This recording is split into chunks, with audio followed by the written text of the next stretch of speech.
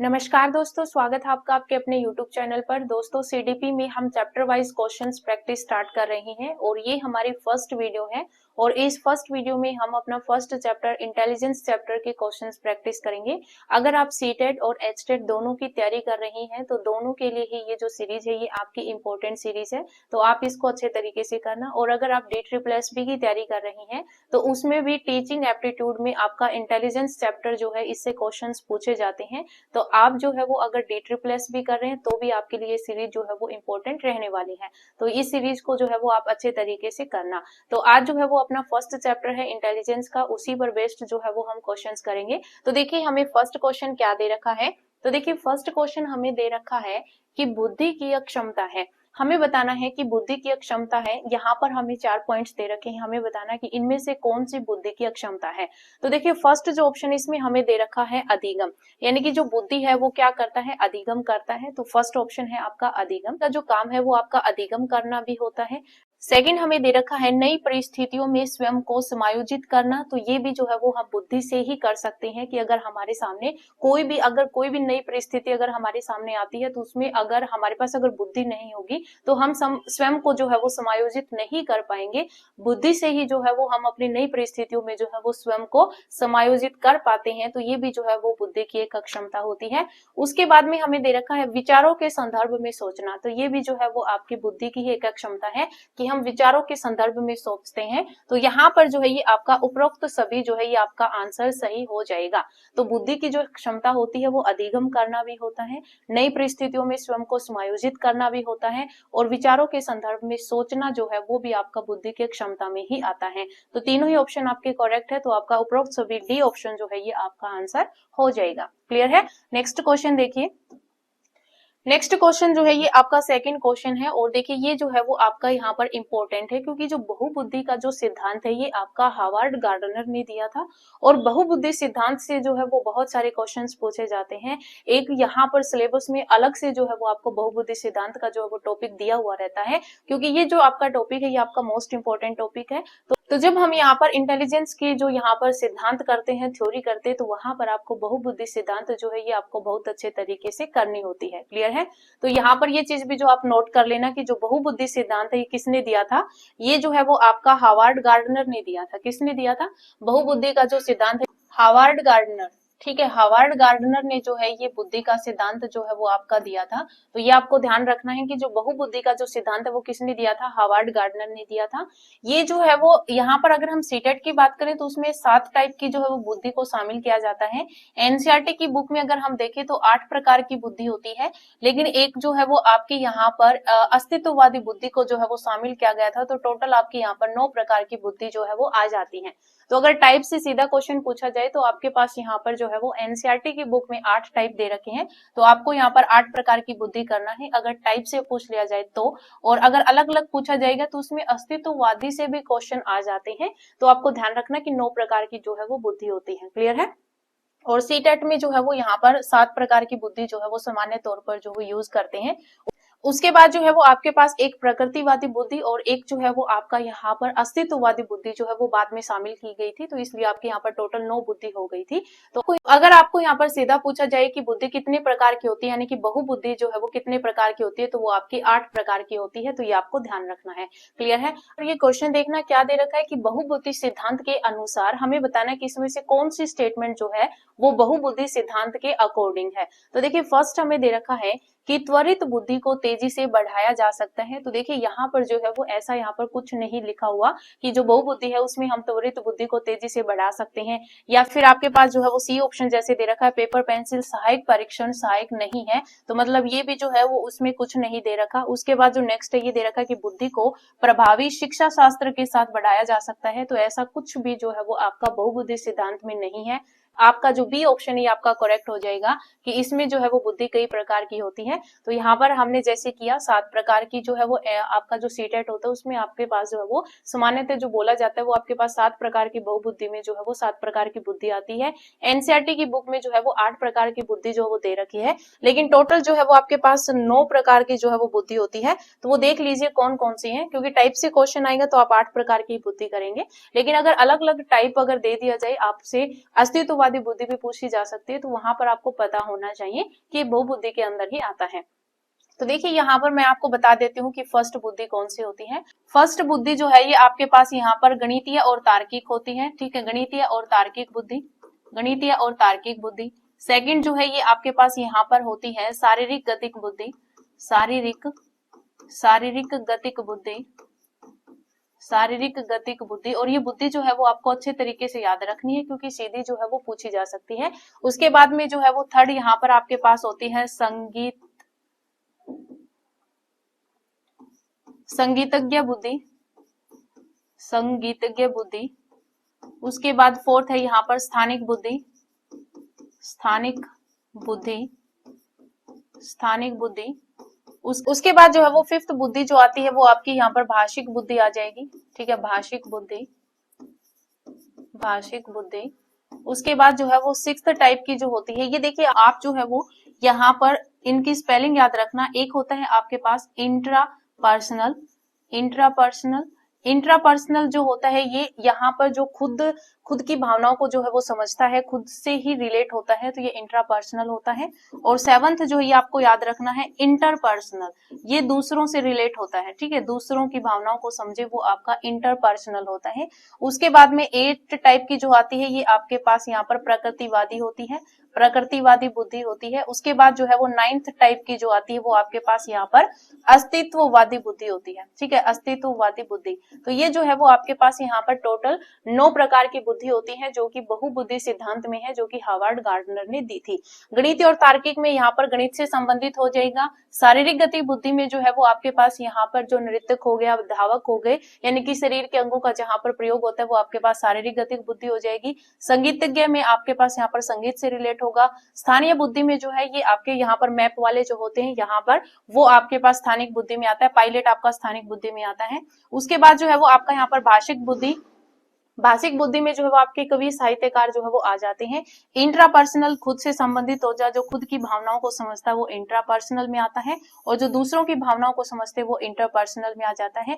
प्रकृतिवादी में जो है वो आपके किसान माली जो है वो आ जाते हैं, और अस्तित्ववादी जो है ये आपके जीवन मरण से संबंधित होता है, तो ये आपका अस्तित्ववादी बुद्धि में आता है। तो ये जो है वो आपके पास टोटल 9 टाइप की जो है वो बुद्धि होती है। और यहाँ पर सेकंड जो क्वेश्चन है इसका जो आंसर है वो आपका बी ऑप्शन जो है वो करेक्ट हो जाएगा। क्लियर है। उसके बाद देखिए यहाँ पर नेक्स्ट क्वेश्चन जो है वो इसमें हमें दे रखा है कि अशाब्दिक परीक्षणों को कहा जाता है। जो आपके अशाब्दिक परीक्षण जो होते हैं, अशाब्दिक परीक्षण कौन से होते हैं? जो आपके नॉन वर्बल टेस्ट जो होते हैं, नॉन वर्बल टेस्ट जो होते हैं उनका यहाँ पर दूसरा नाम पूछा हुआ है कि जो नॉन वर्बल टेस्ट उनको क्या कहा जाता है, तो इनको परफॉर्मेंस टेस्ट कहा जाता है।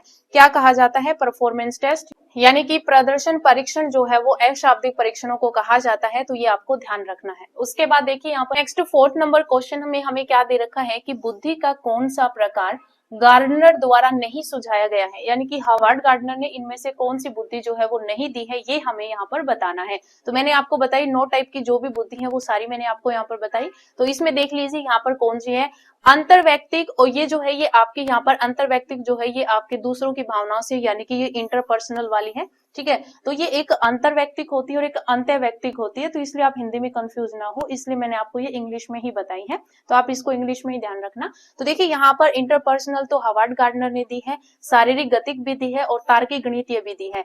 ये जो आपकी सांस्कृतिक बुद्धि है ये जो है वो आपके हार्वर्ड गार्डनर ने नहीं दी है, तो यहाँ पर 4th का जो आंसर है वो आपका सी ऑप्शन सही हो जाएगा, ठीक है, क्योंकि यहाँ पर नहीं में पूछा हुआ था, तो ये सांस्कृतिक जो है ये आपकी हार्वर्ड गार्डनर ने नहीं दी है, तो ये जो है वो आपका आंसर हो जाएगा। क्लियर है। नेक्स्ट क्वेश्चन देखिए, नेक्स्ट जो है वो हमारे पास यहाँ पर 5th नंबर क्वेश्चन है। तो देखिए 5th नंबर क्वेश्चन में हमें क्या दे रखा है, 5th नंबर क्वेश्चन में हमें पूछा हुआ है कि गार्डनर के अनुसार, क्योंकि देखिए मैंने अभी आपको यहाँ पर बताया कि जो बहुबुद्धि का जो सिद्धांत है ये आपका मोस्ट इंपॉर्टेंट है, और सीटेट में तो बहुत सारे क्वेश्चन आपके बहुबुद्धि सिद्धांत से ही पूछे जाते हैं। और अगर हम एस्टेट की बात करें तो यहाँ पर कुछ आपके कॉन्सेप्ट बेस्ड क्वेश्चन होते हैं, और कुछ जो है वो यहाँ पर इनकी जो बुद्धि है उन्हीं से जो है वो पूछे जाते हैं। तो उसमें जो है वो आपके पास यहाँ पर हार्वर्ड गार्डनर की जो थ्योरी है, जो कि बहुबुद्धि सिद्धांत है, ये जो है वो आपका मोस्ट इंपोर्टेंट हो जाता है, तो ये जो है वो आपको बहुत अच्छे तरीके से करना है। क्लियर है। तो देखिए यहाँ पर गार्डनर के अनुसार क्या पूछा हुआ है कि गार्डनर के अनुसार अन्य व्यक्तियों की मनोदशा। तो यहाँ पर देख लीजिए, यहाँ पर लिखा हुआ है कि अन्य व्यक्तियों की, अगर खुद की बात आ जाएगी तो वो आपके पास क्या हो जाएगा, इंट्रापर्सनल हो जाएगा। लेकिन यहाँ पर अन्य व्यक्तियों की मनोदशा आ गई तो आप यहाँ पर अन्य व्यक्तियों को देखकर ही जो वो आंसर लगा सकते हैं, क्योंकि यहाँ पर लिखा हुआ है कि अन्य व्यक्तियों की मनोदशा, स्वभाव, अभिप्रेरणाओं और इच्छाओं को समझकर उनमें विभेदन करने की योग्यता कहलाती है। तो अन्य व्यक्तियों की बात है तो ये आपके पास क्या होगा, इंटरपर्सनल होगा। क्या होगा, इंटरपर्सनल होगा। तो आपका बी ऑप्शन जो है वो आपका करेक्ट हो जाएगा। तो बी ऑप्शन जो है ये आपका यहाँ पर सही हो जाएगा। क्लियर है। तो दूसरों की भावनाओं से रिलेट होगा तो वहां पर आपका इंटरपर्सनल होगा। क्लियर है। उसके बाद देखिए यहाँ पर 6th नंबर क्वेश्चन में हमें दे रखा है कि एक बुद्धि लब्धि परीक्षण में 16 साल के बच्चे का 75 अंक प्राप्त होता है। इसका मतलब यहाँ पर हमें आईक्यू कितना दे रखा है, आईक्यू हमें यहाँ पर 75 दे रखा है और 16 साल का बच्चा है। इसका मतलब उसकी जो क्रोनोलॉजिकल एज जो है, उसकी जो कालानुक्रमिक आयु बोल सकते हैं या फिर आप वास्तविक आयु बोल सकते हैं, वो कितनी हमें दे रखी है, वो हमें यहाँ पर 16 दे रखी है। ठीक है, क्योंकि देखिए यहाँ पर जब हम आईक्यू जब निकालते हैं तो उसका फॉर्मूला क्या होता है, आईक्यू निकालने का फॉर्मूला होता है मेंटल एज अपॉन में क्रोनोलॉजिकल एज इनटू में 100। ठीक है, ये जो है वो आईक्यू निकालने का फॉर्मूला होता है। और ये जो आईक्यू निकालने का जो फॉर्मूला है, ये आईक्यू का जो कॉन्सेप्ट है वो किसने दिया था, ये जो है वो आपका स्टर्न ने दिया था। किसने दिया था, स्टर्न ने दिया था, ये आपको याद रखना है। और इनटू में 100 करने का जो काम है ये आपका टर्मन ने किया था। किसने किया था, टर्मन ने किया था। तो यहाँ से जो है वो 2 क्वेश्चन बन जाते हैं। आईक्यू का कॉन्सेप्ट किसने दिया है, स्टर्न ने दिया है, और इनटू में 100 करने का काम जो है वो आपका टर्मन ने किया था। क्लियर है। अब हमें यहाँ पर दे रखा है कि 75 अंक प्राप्त होते हैं, यानी कि उसका आईक्यू जो है वो 75 है और बच्चे की जो आयु है वो कितनी है, 16 है। उसकी मानसिक आयु क्या होगी, हमें ये बताना है कि उसकी जो मानसिक आयु है यानी कि मेंटल एज जो है वो क्या होगी, ये हमें बताना है। तो इसके अंदर जो है वो पुट कर दो जो वैल्यू हमें दे रखी है। मेंटल एज हमें निकालनी है तो ये आपकी एज इट इज आ जाएगी। क्रोनोलॉजिकल एज आपकी 16 है, इनटू में आपके पास यहाँ पर क्या आ जाएगा, 100 आ जाएगा, और आईक्यू हमें दे रखा है जो कि 75 है, तो 75 के इक्वल आ जाएगा। क्लियर है। तो मेंटल एज जब आप यहाँ पर निकालोगे तो ये हो जाएगा, देखिए 75, ये डिवाइड में है, मल्टीप्लाई में हो जाएगा, 100 आपका यहाँ पर डिवाइड में आ जाएगा। क्लियर है। तो 25 या 75, 25 चौका 100, 4 चौका 16, 4 तिया 12, तो आपके पास मेंटल एज जो है वो कितनी आ जाएगी, 12 वर्ष आ जाएगी।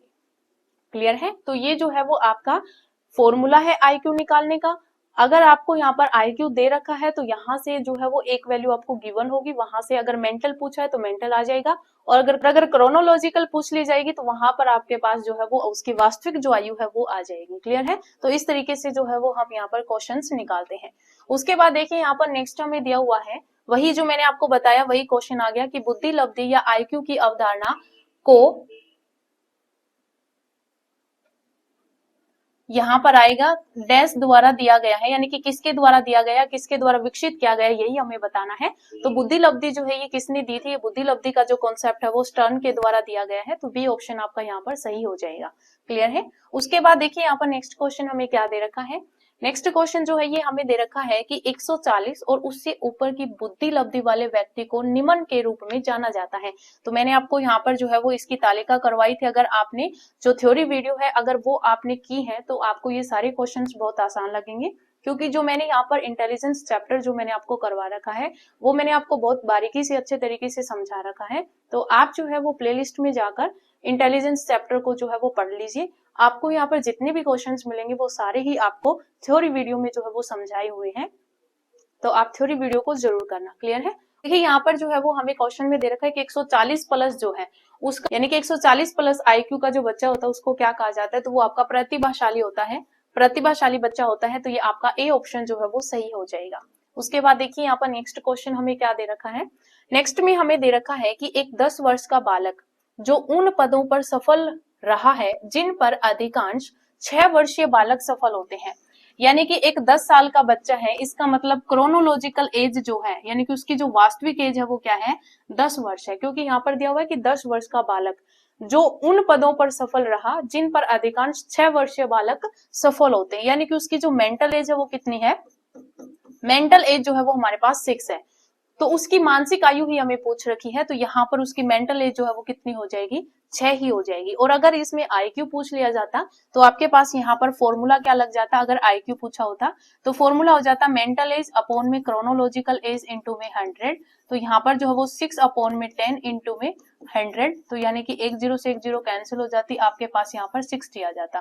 क्लियर है। तो यहाँ पर आपको ध्यान रखना है, कई बार जो है वो इस टाइप के क्वेश्चन देखकर बच्चे जो है वो यहाँ पर आईक्यू निकाल देते हैं, तो यहाँ पर आंसर जो है वो आपका गलत हो जाता है। लेकिन यहाँ पर हमें आईक्यू नहीं पूछा हुआ था, हमें सिर्फ उसकी मेंटल एज जो है वो पूछी हुई थी, और मेंटल एज उसकी कितनी हो जाएगी, 6 हो जाएगी। क्लियर है। तो ये जो है वो आपका आंसर डी ऑप्शन सही हो जाएगा। नेक्स्ट क्वेश्चन देखिए। नेक्स्ट क्वेश्चन जो ये हमारे पास 10th नंबर क्वेश्चन है, तो देखिए इसमें हमें क्या पूछा हुआ है कि बच्चों की बुद्धि का परीक्षण, जो बच्चे होते हैं उनकी बुद्धि का जो परीक्षण है वो सामान्यतः किसके द्वारा किया जाता है। तो देखिए मैंने जो है वो आपको इंटेलिजेंस चैप्टर के अंदर उसमें मैंने आपको बुद्धि का मापन भी करवाया था, तो इसमें जो है ये सारे टेस्ट आते हैं आपके शाब्दिक अशाब्दिक। तो यहाँ पर दिया हुआ है कि जो बच्चों की जो हम बुद्धि मापते हैं वो हम किस से मापते हैं, तो ये आपको ध्यान रखना है कि जो बच्चों की बुद्धि होती है उसको हम non verbal group intelligence test से मापते हैं। क्लियर है। यानी कि अशाब्दिक सामूहिक बुद्धि परीक्षणों से हम बच्चों की बुद्धि जो है वो मापते हैं। तो ये आपको ध्यान रखना है, अशाब्दिक सामूहिक बुद्धि परीक्षणों से बच्चों की बुद्धि का हम यहाँ पर परीक्षण करते हैं। क्लियर है। तो ये आपका ए ऑप्शन सही हो जाएगा। उसके बाद देखिए यहाँ पर नेक्स्ट क्वेश्चन हमें क्या दे रखा है। नेक्स्ट आपका यहाँ पर 11th नंबर क्वेश्चन है, तो देखिए इसमें हमें क्या दे रखा है कि निम्नलिखित में से कौन सी गतिविधि स्थानिक बुद्धि, ये जो स्थानिक बुद्धि थी इसको स्पेशल इंटेलिजेंस कहा जाता है। ठीक है, क्या कहा जाता है, स्पेशल इंटेलिजेंस कहा जाता है। तो हमें बताना है कि इनमें से कौन सा जो ऑप्शन है वो आपका स्थानिक बुद्धि से संबंधित है, यानी कि स्पेशल इंटेलिजेंस से संबंधित है। तो मैंने आपको बताया था कि जो स्पेशल इंटेलिजेंस होता है, जो मैप वाले होते हैं, इसमें पायलट भी आता है। तो हमें बताना है कि इसमें से कौन सी जो है वो यहाँ पर गतिविधि होती है। कि यहाँ पर फर्स्ट ऑप्शन जो हमें दे रखा है, इसमें हमें दे रखा है परिकल्पना का विकास और परीक्षण करना। परिकल्पना का विकास और परीक्षण करना, तो ये जो है वो आपका स्थानिक बुद्धि के अंदर नहीं आता है। ठीक है। उसके बाद सेकंड हमें दे रखा है एक जटिल उपकरण को एकत्र करके जोड़ना, तो ये जो बी ऑप्शन ये आपका करेक्ट है।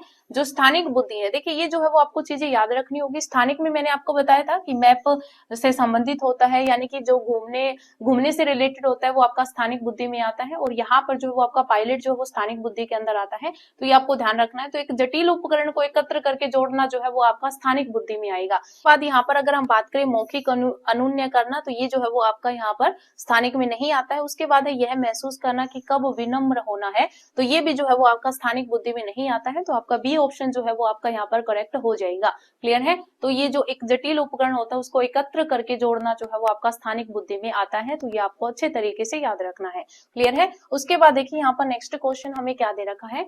नेक्स्ट जो है ये आपका थोड़ा सा बड़ा क्वेश्चन है। देखिए ये क्या कहता है, प्राथमिक विद्यालय की शिक्षिका प्रेरणा प्रत्येक प्रकार की बुद्धि के अनुरूप विशिष्ट गतिविधियां बनाने की योजना बना रही है। यानी कि एक आपके पास जो है वो प्राथमिक विद्यालय की एक शिक्षिका है जिसका नाम प्रेरणा है। वो जो है वो प्रत्येक प्रकार की बुद्धि के अनुरूप, यानी कि जो बुद्धि होती है उन हर एक प्रत्येक बुद्धि के अनुरूप जो है वो विशिष्ट गतिविधियां बनाने की योजना बना रही है, ताकि एक ऐसा शिक्षण वातावरण विकसित हो सके जहां प्रत्येक छात्र अपनी विशिष्ट प्रतिभा और प्राथमिकताओं के अनुसार आगे बढ़ सके। यानी कि यहाँ पर जो है वो एक टीचर है प्रेरणा नाम की, वो एक ऐसी गतिविधियों की यहाँ पर योजना बना रही है जिसकी वजह से जो है वो बच्चे जो है वो अपनी एक कोई विशिष्ट प्रतिभा जो होती है उनके अनुसार जो है वो बच्चा जो है वो क्या करे, आगे बढ़ सके। तो यहाँ पर ये कंडीशन दे दी कि एक ऐसी गतिविधि बनाई जा रही है जिससे बच्चा जो वो अपनी विशिष्ट प्रतिभा जो है वो सभी के सामने लेके आए, यानी कि उस विशिष्ट प्रतिभा के साथ जो है वो बच्चा आगे बढ़े। तो ऐसी गतिविधियां जो है वो तैयार कर रही है। तो इसमें हमें पूछा हुआ है कि निम्नलिखित में से कौन सा समूह हार्वर्ड गार्डनर के बहुआयामी बुद्धि सिद्धांत के अनुसार बुद्धि के प्रकार और उसकी संबद्ध विशेषता से सही ढंग से मेल खाता है। तो अब हमें यहाँ पर बताना है कि ये जो ये प्रक्रिया है जो वो तैयार कर रही है गतिविधि, इसमें कौन सी बुद्धि आएगी हार्वर्ड गार्डनर के अनुसार। क्लियर है। तो देखिए फर्स्ट तो यहाँ पर आप एलिमिनेट कर सकते हैं। देखिए यहाँ पर दे रखा है तार्किक और गणितीय बुद्धिमत्ता। तो तार्किक और गणितीय बुद्धिमत्ता में आपके पास यहाँ पर जो रीजनिंग और मैथमेटिक्स होते हैं वही आते हैं। तो यहाँ पर नृत्य कौशल और एथलेटिक जो है ये आपका यहाँ पर शारीरिक गतिक में आते हैं, तो ये आपका इसमें आते ही नहीं, तो ये आपका गलत हो गया। क्लियर है। उसके बाद यहाँ पर दे रखा है अंत्य व्यक्ति बुद्धिमत्ता। अंत्य व्यक्ति बुद्धिमत्ता जो है ये आपका यहाँ पर इंट्रा होता है। क्या होता है, इंट्रा पर्सनल होता है। क्या होता है, इंट्रापर्सनल। तो इंट्रापर्सनल आपको पता है ये जो है वो आपका खुद की भावनाओं से संबंधित होता है, लेकिन यहाँ पर दे रखा है दूसरों को समझना। दूसरों को समझना जो होता है वो आपका यहाँ पर इंटरपर्सनल में आता है। किस में आता है, इंटरपर्सनल में आता है। तो ये ऑप्शन भी आपका यहाँ पर एलिमिनेट हो गया। क्लियर है। उसके बाद आता है यहाँ पर स्थानिक बुद्धिमत्ता। तो स्थानिक बुद्धिमत्ता में यहाँ पर एक्सप्लेनेशन दे रखी कि प्राकृतिक दुनिया की सराहना करने का कौशल। तो जो प्राकृतिक दुनिया जो होती है उसमें जो है वो आपके पास प्रकृतिवादी आती है। क्या आती है, प्रकृतिवादी बुद्धि जो है वो आपकी इसके अंदर आती है। तो ये ऑप्शन जो है वो भी आपका एलिमिनेट हो गया। तो यहाँ पर सिर्फ आपका एक ही बचा और यही जो है वो सही दे रखा है। जो संगीतात्मक बुद्धिमत्ता होती है उसमें आपका प्रदर्शन या फिर रचना कौशल में जो योग्यता है वो आपका यहाँ पर आ जाता है। तो अगर हम यहाँ पर एक कोई विशिष्ट गतिविधियां बनाने की अगर कोई योजना बना रहा है तो उसके अंदर अगर वो बच्चे की प्रतिभा को आगे लेके आना चाहती है तो उसमें प्रदर्शन और रचना कौशल की जो योग्यता है वो बच्चे की हो सकती है और ये आपकी संगीतात्मक बुद्धिमत्ता में आता है। क्लियर है। तो बाकी यहाँ पर जो है वो सारे ऑप्शन एलिमिनेट हो जाएंगे, एक ही ऑप्शन आपका यहाँ पर बचता है। तो ए ऑप्शन जो है ये आपका यहाँ पर सही आंसर हो जाता है। क्लियर है। तो इस तरीके से जो है वो आपको यहाँ पर जो ऑप्शंस दे रखे हैं उनको एलिमिनेट करना होता है और देन आपको जो है यहाँ पर आंसर निकाल के लेके आना होता है। क्लियर है। तो ये जो है वो आपका यहाँ पर 12th नंबर क्वेश्चन था और ये जो है यहाँ पर इंग्लिश में दे रखा है। तो ये आपकी जो है वो म्यूजिकल इंटेलिजेंस होता है। एबिलिटी इन परफॉर्मेंस, ये जो है वो आपकी परफॉर्मेंस यानी जो प्रदर्शन होती है उसकी आपकी यहाँ पर एबिलिटी, और कंपोजिशन स्किल जो है वो आपके यहाँ पर म्यूजिकल इंटेलिजेंस में आता है। क्लियर है। उसके बाद देखिए यहाँ पर नेक्स्ट जो है वो हमें यहाँ पर 13th नंबर क्वेश्चन दे रखा है और इसमें हमें दे रखा है हार्वर्ड गार्डनर के अनुसार वही बहुबुद्धि का सिद्धांत हमें दे रखा है कि हार्वर्ड गार्डनर के अनुसार एक दार्शनिक के पास, जो दार्शनिक जो होता है, एक दार्शनिक जो फिलोसोफर होता है वो जो है वो एक आध्यात्मिक ज्ञान होता है, उसको वो अपनी खुद की भावनाओं को यानी कि वो एक आध्यात्मिक ज्ञाता होता है। तो जो फिलोसोफर जो होता है वो आपका इंट्रा में आता है। किस में आता है, इंट्रा पर्सनल में आता है। किस में आता है, इंट्रापर्सनल में आता है, क्योंकि उसको खुद की भावनाओं को जो है वो समझने की योग्यता होती है। तो ये आपका इंट्रा में आता है। तो आप यहाँ पर जो है वो देख लीजिए इंट्रा किसके अंदर दे रखा है। तो जो इंट्रा है वो आपके पास यहाँ पर जो है वो डी ऑप्शन में दे रखा है। किस में दे रखा है, डी ऑप्शन में दे रखा है। आगे तो दार्शनिक तो आपका इंट्रा में आता है। उसके बाद दे रखा है कि एक मूर्तिकार। तो जो मूर्तिकार होता है वो हमें बाई ऑप्शन हमें देखना होता है। तो जो मूर्तिकार होता है इसमें जो है वो आपके पास स्पेशियल जो होता है, क्या होता है, स्पेशल बुद्धि जो होती है, स्पेशल इंटेलिजेंस जो होता है वो आपके पास किस में होता है, मूर्तिकार में होता है। तो ये जो स्थानिक है वो आपका हिंदी में हो जाता है स्पेशल का।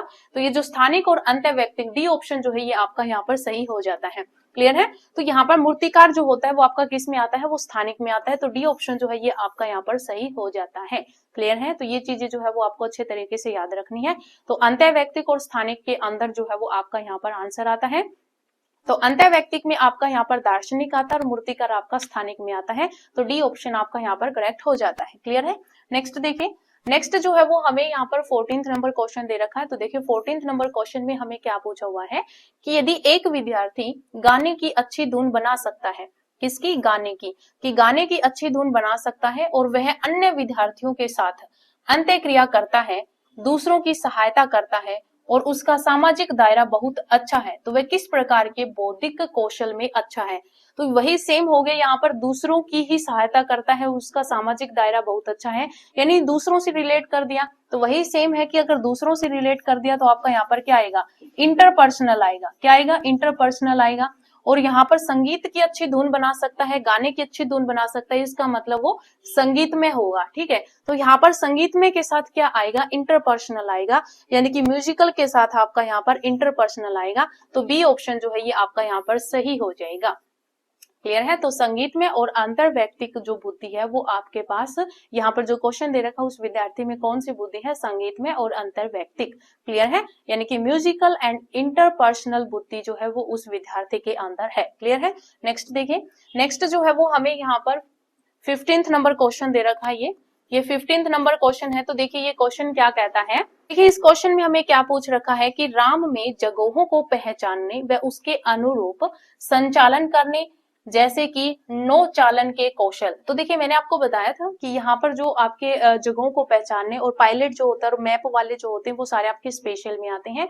तो यहाँ पर जो है वो ये दे रखा कि जगहों को पहचानने, तो ये आपकी स्पेशल में आता है। ठीक है, किस में आता है? स्पेशल में आता है, यानी कि स्थानिक बुद्धि जो है वो उसके अंदर होती है। तो ये जो है वो जगहों को पहचानना, और इसमें दे रखा है कि राम जो है वो जगहों को पहचानने की जो उसके अंदर बुद्धि है, या फिर यहाँ पर दे रखा है कि वह उसके अनुरूप संचालन करने की, और जैसे कि नौ चालन के कौशल। ठीक है, नौ चालन के जो कौशल है वो उस बच्चे के अंदर है, किसके अंदर? राम के अंदर। तो ये दे रखा है कि हार्वर्ड गार्डनर के सिद्धांत के अनुसार राम में किस प्रकार की बुद्धि की मात्रा है, तो उसमें जो है वो स्थानिक बुद्धि है। ठीक है, कौन सी है? स्थानिक बुद्धि है, यानी कि स्पेशियल इंटेलिजेंस उस व्यक्ति के अंदर है, यानी कि राम के अंदर है। क्लियर है? उसके बाद देखिए यहाँ पर नेक्स्ट क्वेश्चन हमें क्या दे रखा है।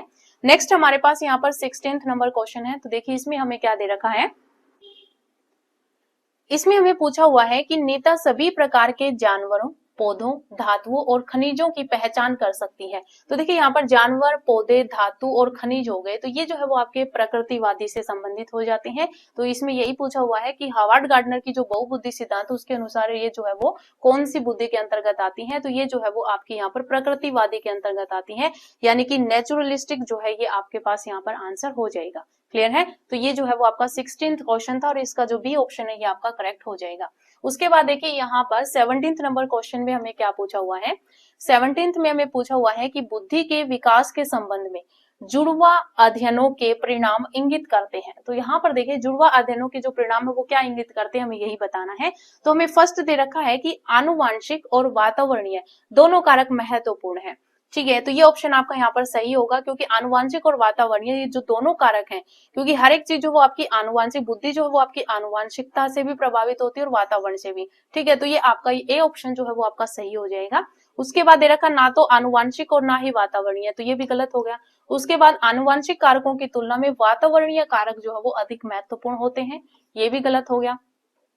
डी हमें दे रखा है कि वातावरणीय कारकों की तुलना में आनुवांशिक, तो यहाँ पर कोई एक की ज्यादा भूमिका नहीं होती है, दोनों ही जो कारक हैं आपके आनुवांशिक और वातावरणीय दोनों ही कारक जो है वो आपके बुद्धि के अंदर जो है वो महत्वपूर्ण होते हैं। तो ये जो है वो आपको याद रखना है। तो अगर आज के क्वेश्चन अगर आप देखे हैं तो आप यहाँ पर अंदाजा लगा सकते हैं कि जो बहुबुद्धि सिद्धांत है वो आपका कितना इंपॉर्टेंट है, तो वो आपको अच्छे तरीके से करना है। और जो थ्योरी है वो आप जो है वो मेरे यूट्यूब चैनल से कर सकते हैं, और अगर आप अदर कहीं से भी कर रहे हैं तो वहां से भी जो है वो आप कर लेना।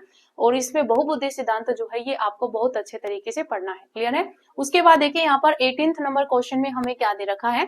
हमें पूछा हुआ है कि गार्डनर ने बहुबुद्धि सिद्धांत के तहत 7 प्रकार की बुद्धि को प्राथमिकता दी है। तो देखिए यहाँ पर मैंने आपको बताया कि जो 7 प्रकार की बुद्धि है सीटेट में लगभग 7 प्रकार की जो है वो दी जाती है। एनसीईआरटी की बुक में 8 प्रकार की है, लेकिन उसके बाद जो है वो एक आपके यहाँ पर अस्तित्ववादी बुद्धि भी आ गई थी, तो टोटल अभी जो है वो 9 है। लेकिन अगर प्रकार से क्वेश्चन पूछा जाए, सीटेट में पूछा जाए तो आप 7 कर देना। और अगर देखिए वैसे तो लगभग मुझे लगता है कि यहाँ पर 7 और 8 एक साथ नहीं आएंगे, क्योंकि एनसीईआरटी की बुक में आपको 8 टाइप की दे रखी है। सीटेट में जो है वो लगभग 7 प्रकार की जो बुद्धि है वो यहाँ पर दी जाती है। तो अगर आपका एचटेट में आता है तो आप जो है वो 8 कर देना, और सीटेट में आता है तो 7 कर देना। बाकी यहाँ पर जो है वो प्रकार से जो है वो क्वेश्चंस नहीं बनेगा। जब इस टाइप से जब आपके यहाँ पर टाइप्स बढ़ते हैं तो वहां से प्रकार से क्वेश्चन वैसे नहीं बनता। तो यहाँ पर जो है वो आपको बस ध्यान रखना है कि कौन कौन सी बुद्धि, मैंने आपको सारी 9 बुद्धि जो है वो करवा दी है, और मैंने बता दिया कि एनसीईआरटी में 8 प्रकार की दे रखी है, और सीटेट में लगभग 7 प्रकार की बुद्धियों का जो है वो जिक्र किया जाता है। क्लियर है? तो देखिए यहाँ पर दिया हुआ है क्वेश्चन कि गार्डनर ने बहुबुद्धि सिद्धांत के तहत 7 प्रकार की बुद्धि को प्राथमिकता दी है। निम्नलिखित में से किसी बहुबुद्धि सिद्धांत के संबंध में मान्य नहीं माना जा सकता। इनमें से कौन सा ऐसा पॉइंट है जो कि आपका बहुबुद्धि सिद्धांत के संबंध में मान्य नहीं है, ये हमें बताना है। देखिए यहाँ पर फर्स्ट हमें पॉइंट दे रखा है कि विशेष परीक्षणों के अभाव में विभिन्न बुद्धि का मापन संभव है।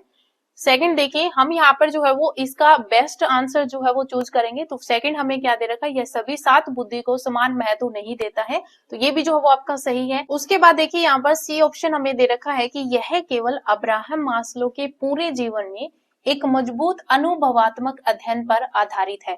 तो देखिए ये जो अब्राहम मैस्लो है इन्होंने आवश्यकता पदानुक्रम सिद्धांत दिया था, और उन्होंने उसके संदर्भ में बहुबुद्धि का जो सिद्धांत है इसको नकारा था, और इसमें ये कह रखा है कि ये जो है वो मजबूत अनुभवात्मक अध्ययन पर आधारित है। तो ये जो है वो आपका यहाँ पर गलत है, तो ये जो है वो आपका सी ऑप्शन जो है वो इसका आंसर हो जाएगा। क्लियर है? उसके बाद देखिए यहाँ पर क्योंकि हमें वो चीज जो है वो यहाँ पर निकालनी होती है जो कि एग्जैक्ट जो है वो गलत है, यहाँ पर जो है वो आप अगर कंफर्म नहीं भी होते हैं, लेकिन यहाँ पर अब्राहम मैस्लो जो है इन्होंने आवश्यकता पदानुक्रम सिद्धांत दिया था, उसमें जो है वो बहुबुद्धि सिद्धांत को जो है वो इन्होंने इसके संदर्भ में जो मान्य नहीं माना था। तो ये जो है वो आपका आंसर जो है वो सही हो जाता है, क्योंकि इसमें नहीं में पूछा था और इसमें जो है वो दे रखा है कि इसके जो है वो अनुभवात्मक अध्ययन पर ये आधारित है, जब किसने मना किया था। तो ये जो है वो आपका यहाँ पर सी ऑप्शन जो है वो आपका आंसर हो जाता है। क्लियर है। उसके बाद देखिए यहाँ पर नेक्स्ट क्वेश्चन, नेक्स्ट जो यहाँ पर 19th नंबर क्वेश्चन है, इसमें हमसे क्या पूछा हुआ देखिए कि किस वर्तमान कक्षा रणनीति के प्रतिबिंब के आधार पर, कि किस वर्तमान कक्षा रणनीति के प्रतिबिंब के आधार पर हार्वर्ड गार्डनर का बहुबुद्धि सिद्धांत आज विद्यालयों में कक्षा को प्रभावित करता है। यानी कि जो हार्वर्ड गार्डनर है उनका जो बहुबुद्धि सिद्धांत है वो विद्यालयों में कक्षा को प्रभावित करता है, और ये किसके आधार पर, कक्षा रणनीति के प्रतिबिंब के आधार पर। ठीक है, तो कक्षा रणनीति के प्रतिबिंब के आधार पर विद्यालयों में कक्षा को कौन सा प्रभावित करता है, हार्वर्ड गार्डनर का वो सिद्धांत। तो वो जो है वो आपका यहाँ पर विभेदित निर्देश आ जाएगा, तो ए ऑप्शन जो है ये आपका यहाँ पर आंसर हो जाएगा। तो ये आपको एग्जैक्ट याद रखना है कि जो कक्षा रणनीति है उसके प्रतिबिंब के आधार पर जो हार्वर्ड गार्डनर का बहुबुद्धि सिद्धांत है वो आज विद्यालयों में कक्षा को प्रभावित करता है, तो वो कौन सा है, वो आपका विभेदित निर्देश होता है। क्लियर है, तो ये जो है वो आपको याद रखना है। उसके बाद देखिए आज की वीडियो का हमारा लास्ट क्वेश्चन है, लास्ट 20th नंबर का जो क्वेश्चन है, देखिए ये क्या कह रहा है कि प्रिया गणितीय समस्याओं को हल करने में अच्छी है। तो प्रिया जो है वो कौन सी समस्या, गणितीय समस्याओं को हल करने में अच्छी है, तो उसके अंदर किस प्रकार की बहुबुद्धि अधिक है। तो आपको पता है गणितीय समस्या है तो उसमें जो है वो तार्किक और गणितीय बुद्धि होगी, तो गणितीय समस्या से रिलेटेड है तो आपका बी ऑप्शन जो है ये आपका सही हो जाएगा। क्लियर है, तो यहाँ से जो है वो आप एक ऐसा अंदाजा लगा सकते हैं कि बहुबुद्धि सिद्धांत जो है वो कितना इंपॉर्टेंट है। तो ये जो है वो आपको अच्छे तरीके से करना है। मैंने आज आपको 20 क्वेश्चन जो है वो प्रैक्टिस करवाए हैं, और अगर आज की वीडियो आपको पसंद आई हो तो वीडियो को लाइक शेयर जरूर करना। तो आज इस वीडियो में इतना ही, मिलते हैं नई वीडियो के साथ। धन्यवाद।